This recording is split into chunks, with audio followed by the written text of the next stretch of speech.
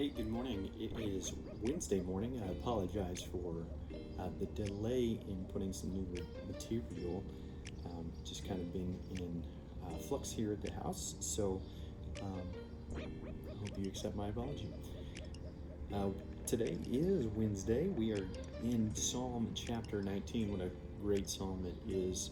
And it really focuses on the direction that God has given us through His Word.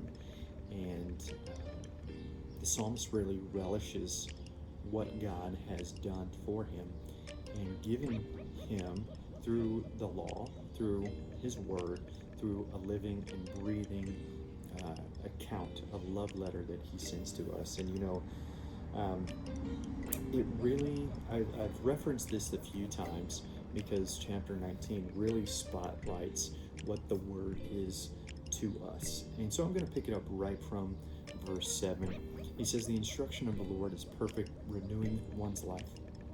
The testimony of the Lord is trustworthy, making the inexperienced wise." After traversing the landscape of life over the last, several years, I've really begun to understand that, the instruction of the Lord is perfect. Oftentimes we stray away in rebellion and not fully understanding what the Word is for us and what God really wants for our lives. But we can see as we look in the rearview mirror all the past mistakes, all the past hurt, all the past troubles, all the past things that we've done in our lives because we've chosen to do so. You look back and you think to yourself, well, if I would have done it the way the Lord instructed me to do it, life would be totally different right now. We can be content with what we have. But some of those bumps didn't have to be there if we would have just obeyed and listened to the Word of God. He says here in verse 8, "The precepts of the Lord are right, making the heart glad. The command of the Lord is radiant, making the eyes lift up."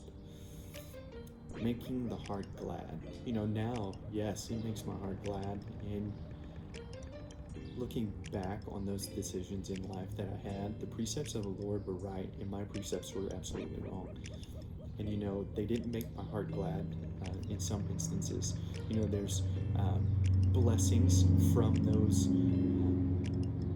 bumps in the road, those trials, those moments of trouble. There are silver linings because God's grace is so amazing. But you know what? If we would have kept on the path that the Lord wanted for us, then we wouldn't have these bumps that we have seen in the past. Don't get me wrong, there will be times of trials and trouble still in our lives, but we would have the peace and that grace and understanding. Verse 9, "The fear of the Lord is pure, enduring forever. The ordinances of the Lord are reliable and altogether righteous." It sums it up. It sums it up as we look in the rearview mirror. We understand that the ordinances of the Lord are not to-dos. They're not just rules that we have to follow, but they're reliable and they're righteous. And in the end, they are the best thing for us. I hope that as you read through Psalm 19, you see this, that you can understand this, and that we step forward with these steps in what the psalmist gave us, just an enjoyment of the Word. They're more desirable than gold. They are more than an abundance of pure gold, and sweeter than honey, which comes from the honeycomb. The Word of the Lord is amazing. It is. And it'll set you on the right path. If you find yourself off of it right now, here's your chance to get back on.